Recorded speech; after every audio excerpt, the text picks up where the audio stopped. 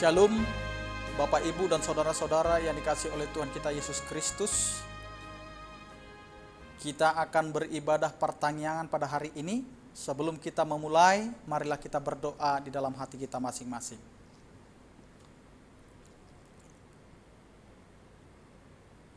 Amin.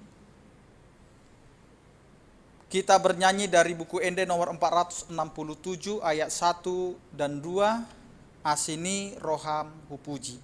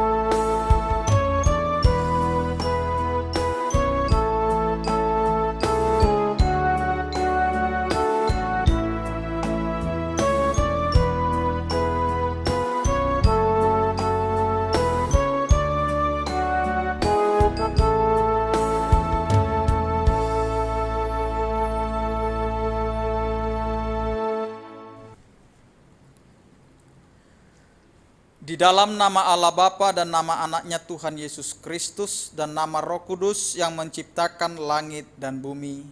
Amin. Demikianlah firman Tuhan Allah.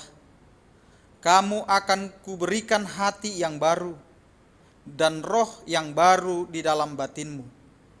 Dan aku akan menjauhkan dari tubuhmu hati yang keras dan kuberikan kepadamu hati yang taat.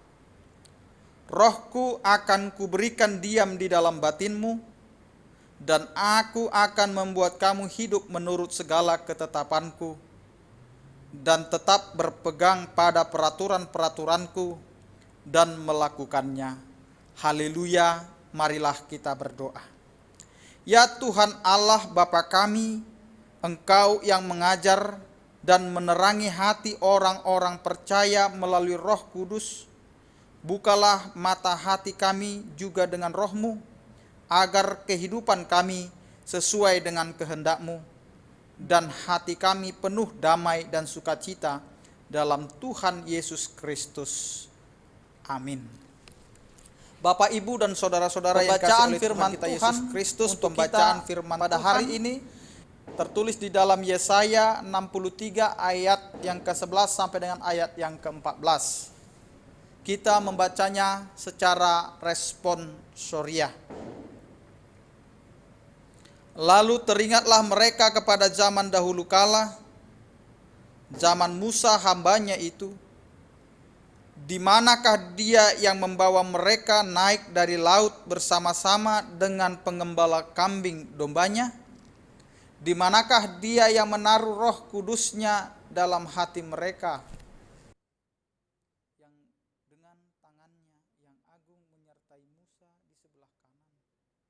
Membelah air di depan mereka untuk membuat nama abadi baginya, yang menuntun mereka melintasi samudra raya seperti kuda melintasi padang gurun. Mereka tidak pernah tersandung, seperti ternak yang turun ke dalam lembah. Roh Tuhan membawa mereka ke tempat perhentian.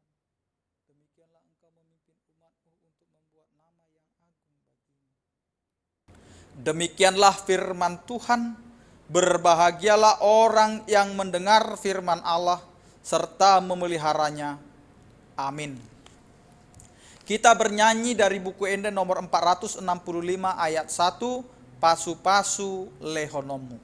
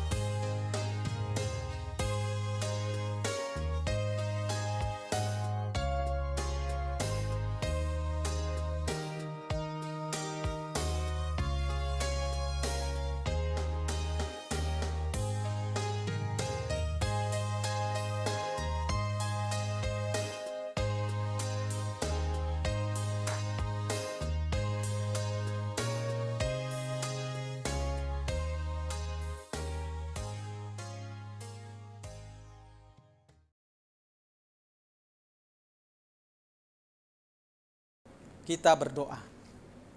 Kasih karunia dan damai sejahtera dari Allah Bapa kita dan dari anaknya Tuhan Yesus Kristus menyertai kamu sekalian.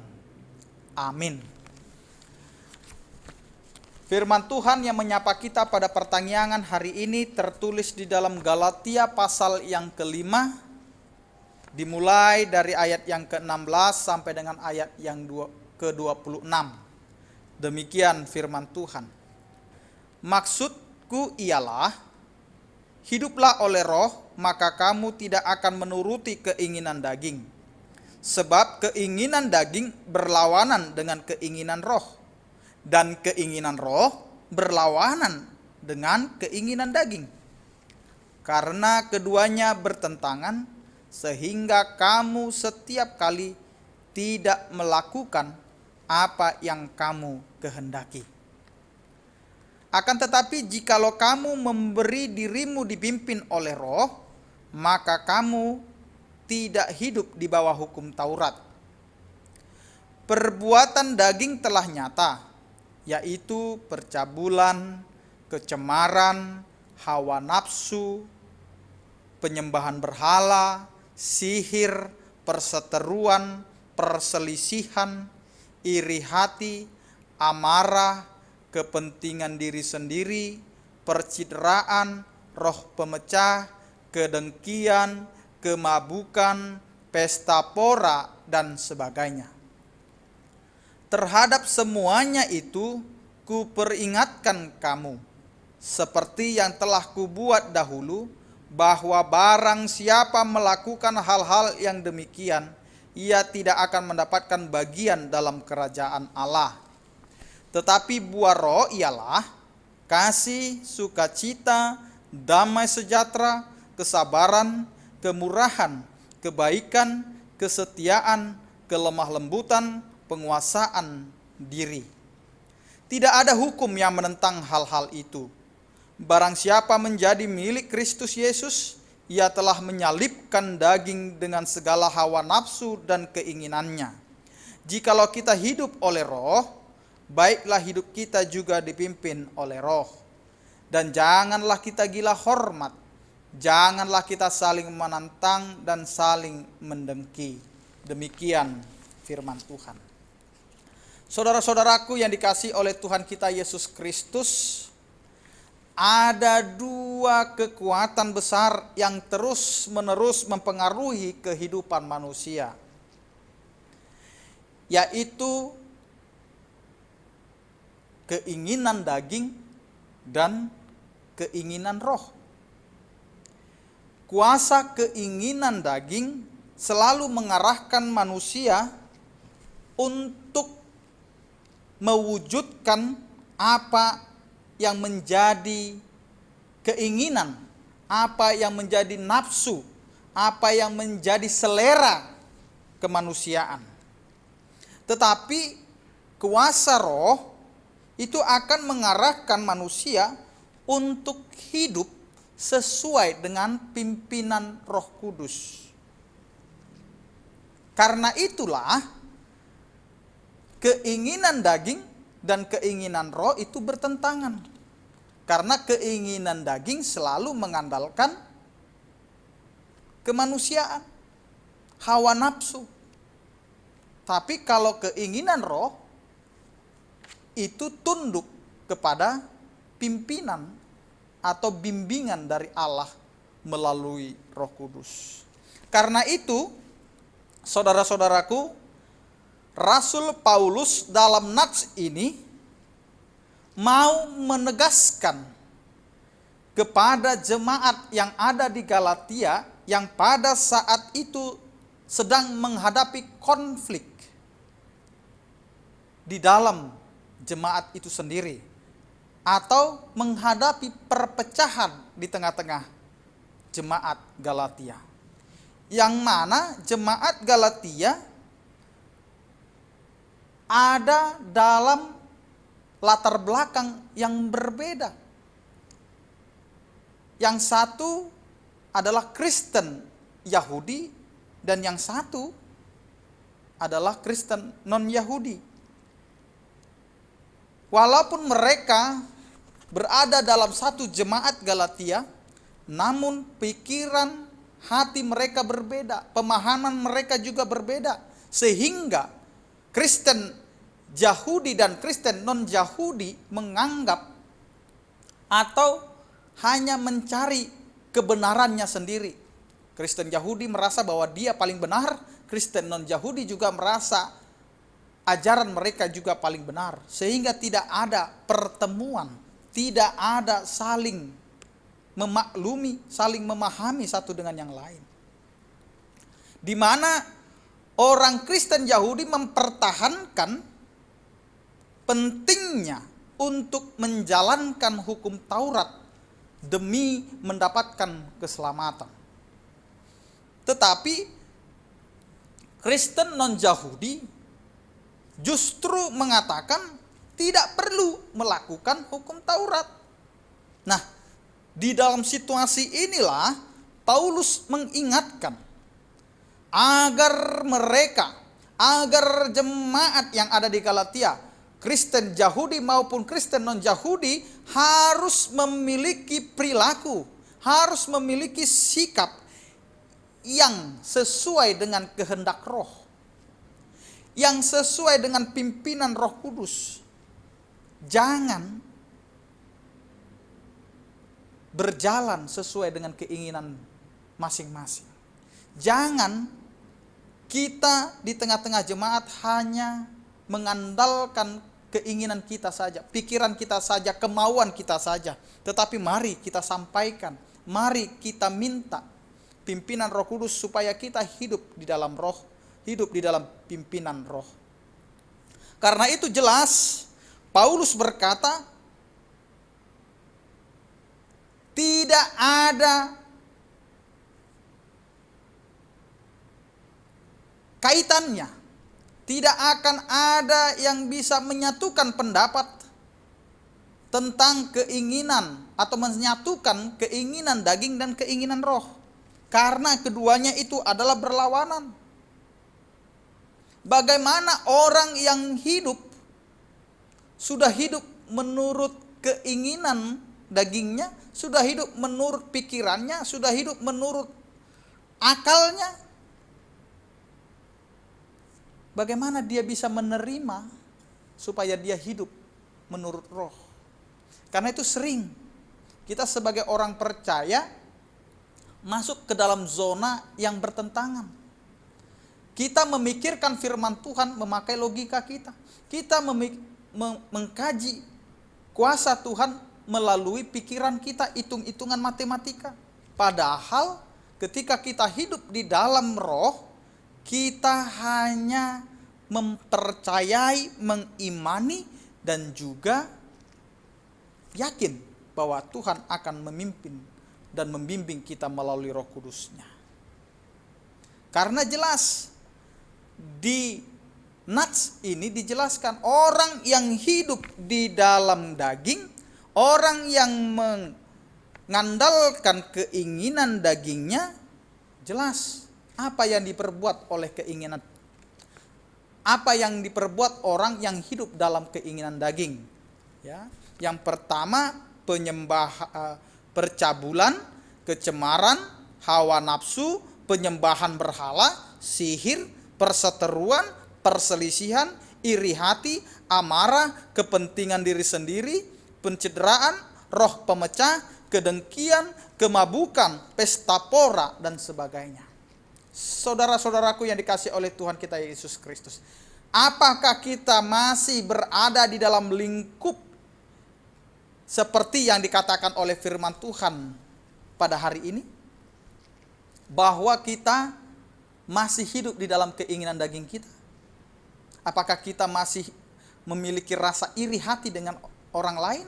Apakah kita masih berpikiran yang jelek terhadap orang lain? Apakah kita masih melihat kehidupan kita ini hanya kita yang paling benar, sehingga kehidupan kita ini hanya menunjukkan egosentris, ego di dalam pribadi kita, sehingga apa yang kita katakan itu adalah yang benar dan orang lain katakan itu tidak benar, sehingga kita mengatakan kita lah yang paling benar.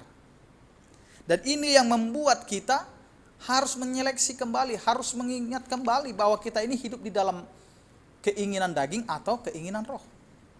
Atau masih adakah kita yang menyembah berhala? Kita menyembah Tuhan tetapi kita juga yakin kepada kekuatan-kekuatan duniawi. Karena kita akan mempersiapkan diri kita memasuki minggu Pentakosta, minggu ke-50 atau minggu turunnya Roh Kudus. Roh akan membimbing kita menjadi berani, bukan menjadi takut. Saudara-saudara yang dikasihi oleh Tuhan kita Yesus Kristus, karena itu kita harus hidup di dalam keinginan roh. Dimana ketika kita hidup di dalam keinginan roh, maka kita akan melihat ayat yang ke-22 sampai dengan ayat yang ke-23.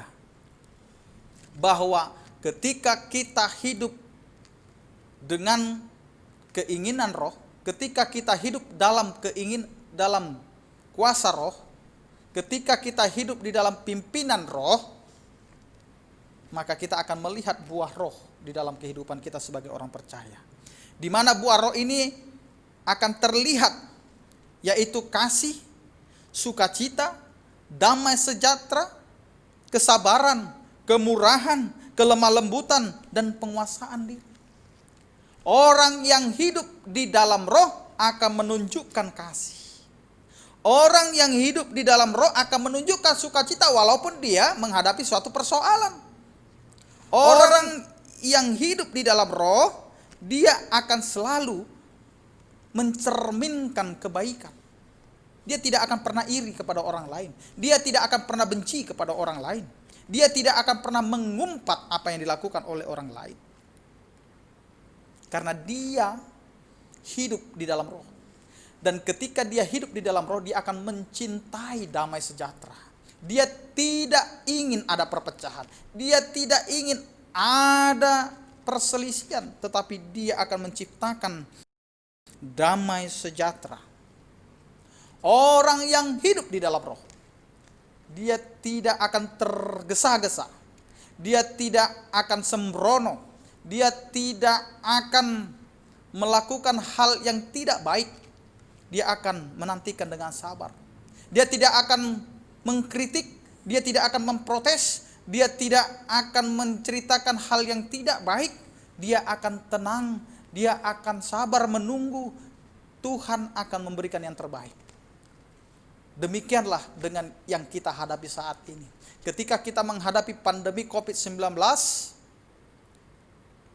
kita mau melihat apakah kita sabar menantikan kuasa Tuhan berkarya dalam kehidupan kita. Atau kita akan mengumpat sampai kapan. Atau kita akan berkata kepada Tuhan, apakah Tuhan tidak lagi sayang, cinta. Apakah Tuhan tidak melihat penderitaan kita. Tetapi melalui firman Tuhan ini kita diajarkan untuk sabar. Dan di sini juga di tengah-tengah pandemi COVID-19 ini kita diajarkan untuk menggerakkan hati kita di dalam kemurahan, menggerakkan perasaan kita seperti Yesus yang tergerak melihat yang terjadi di lingkungannya. Ketika ia melihat orang buta meminta-minta, ketika ia mendengar jeritan dan seruan orang buta, maka dia tergerak untuk memberikan kesembuhan. Karena itu kita juga di tengah-tengah persoalan dunia yang saat ini, Tuhan menginginkan kita hidup di dalam kemurahan. Mari kita memikirkan sesama. Jangan hanya mementingkan diri sendiri, hanya mementingkan kehidupan diri sendiri, hanya mementingkan kesejahteraan diri sendiri, tetapi di sini kita digerakkan untuk saling membantu. Kita harus bisa melihat apakah orang lain di sekitar kita kekurangan, apakah kita sekarang berkekurangan, apakah dunia ini sekarang sedang terjangkit masalah kekurangan. Terlebih di sekitar kita saat ini banyak saudara-saudara kita yang terkena PHK, banyak saudara-saudara kita yang kesulitan dalam perekonomian, tetapi Tuhan mau menggerakkan kita di dalam kemurahan. Saudara-saudaraku yang dikasihi oleh Tuhan kita Yesus Kristus, orang yang hidup di dalam roh tidak akan pernah berkata kasar.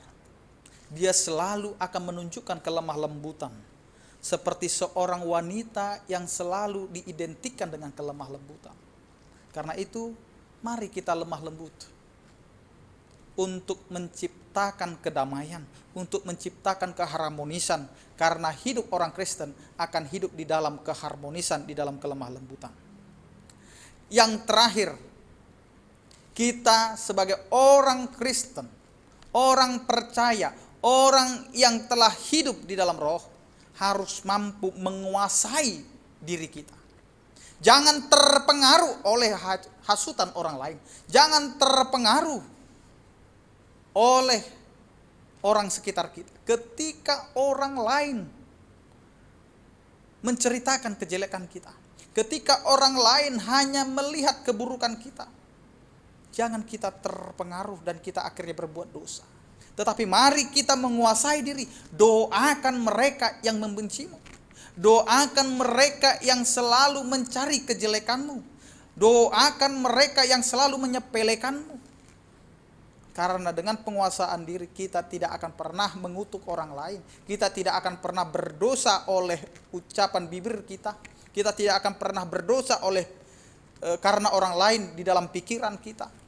Tetapi kita akan menunjukkan penguasaan diri itu bahwa Allah telah memimpin kehidupan kita. Karena itu firman Tuhan kita mengatakan, barang siapa menjadi milik Kristus, ia telah menyalibkan hawa nafsu dan keinginan dagingnya. Ketika kita adalah milik Kristus, kita tidak akan mempersoalkan masalah kedagingan, masalah keinginan kedagingan kita. Sama itu Amanginang. Ketika kita pergi berjalan-jalan, andai kata dunia ini sudah dipulihkan dan kita bisa hidup secara normal kembali, banyak orang yang tidak bisa menguasai diri, yang tidak bisa mengendalikan keinginan dagingnya. Ketika kita pergi ke suatu perbelanjaan, ketika kita melihat diskon, ketika ada tertera diskon 50 tambah 20, maka kita akan lupa.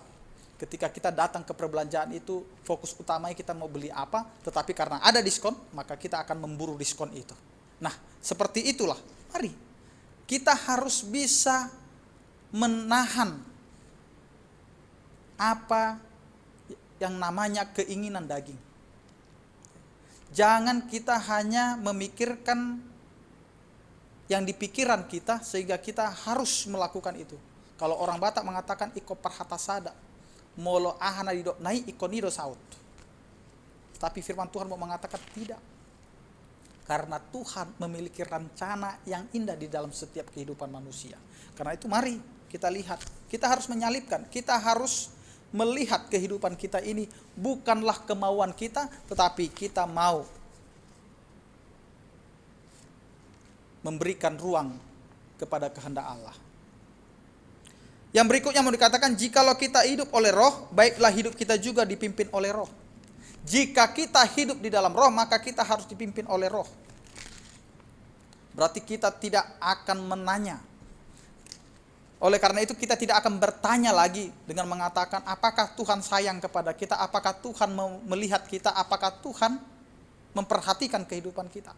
Kalau kita dipimpin oleh roh, maka roh akan mengajari kita untuk percaya kepada apa yang tidak pernah masuk dalam logika kita.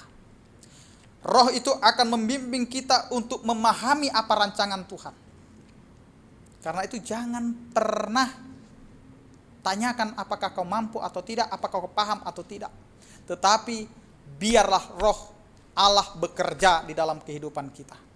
Sehingga kita setiap melakukan segala aktivitas kita, kita tidak mengingini atau kita tidak berpatokan kepada seberapa banyak orang akan melihat aku bekerja, seberapa banyak orang akan melihat karyaku, seberapa banyak orang akan memujiku. Tidak itu.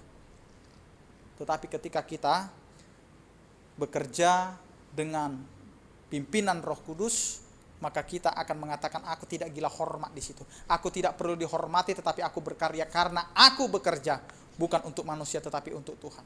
Karena itu mari kita hidup di dalam roh dan nyatakanlah hidup kita.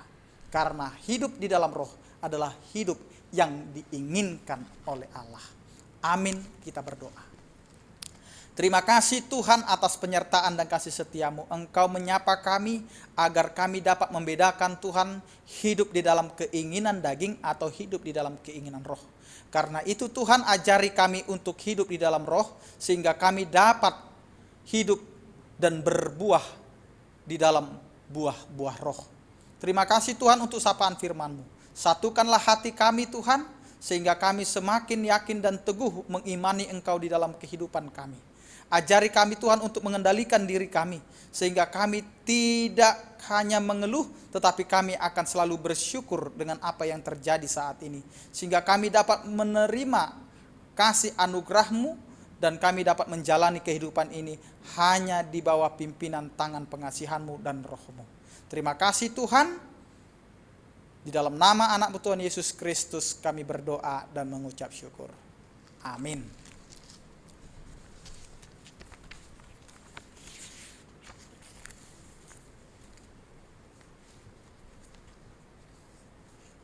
Bapak, Ibu, dan saudara-saudara yang dikasihi oleh Tuhan kita Yesus Kristus, kita akan memasuki doa syafaat. Dipilihlah dari tengah-tengah keluarga kita untuk menjadi pendoa syafaat, dan topik-topiknya sudah ada di acara kita. Dan nanti pada saat doa syafaat, acara channel kita ini diberhentikan sejenak supaya pendoa syafaat bisa berdoa syafaat. Kita bernyanyi dari buku Ende nomor 504 ayat 3, di Togu Tuhan Yesus.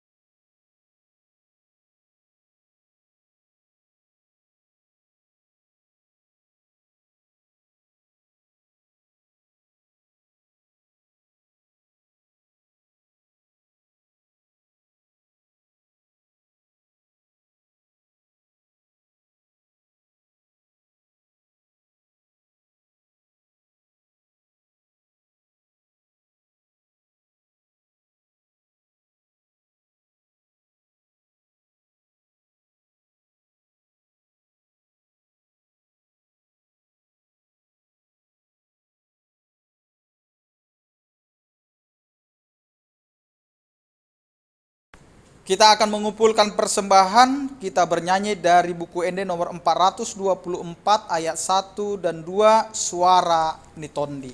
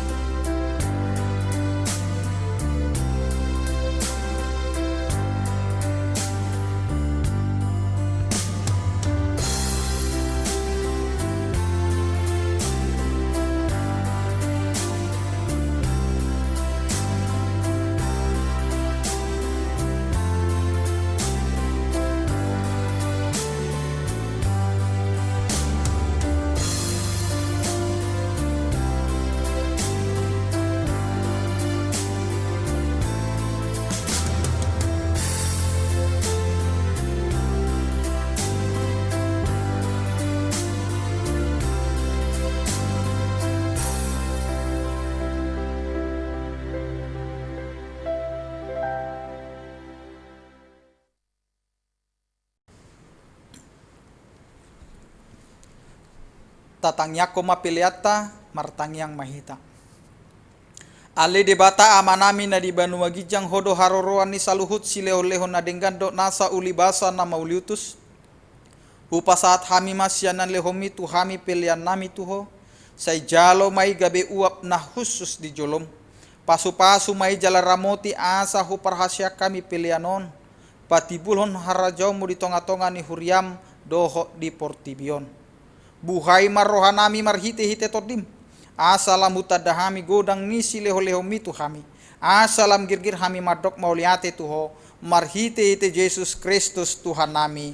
Amin. Rak mahita mangiru di tangiang ale amanami. Ale amanami na di Banua Gijang say pinarbadia magwarmu. Say Roma harajaumu. Say saut malomo ni roham di Banua Tongaon songon na di Banua Gijang. Lehon matuhami sadarun hanguluan siap hari. Sesama dosa nami songon panisa nami. Di dosa ni dongan amar dosa tuhami. Unang hami togihot tu pangujunan. Balua mahami sian pangago. Ay hodo na puna harajaon. Dohot hagogoon. Rodi hasangapon saliling nililing na. Amin. Asi ni rohan itu ata Yesus Kristus. Holong ni rohan ni debata ama. Doho parsaoran itu di purbadia ma. Nama dongani hamu saluhutna. Amin.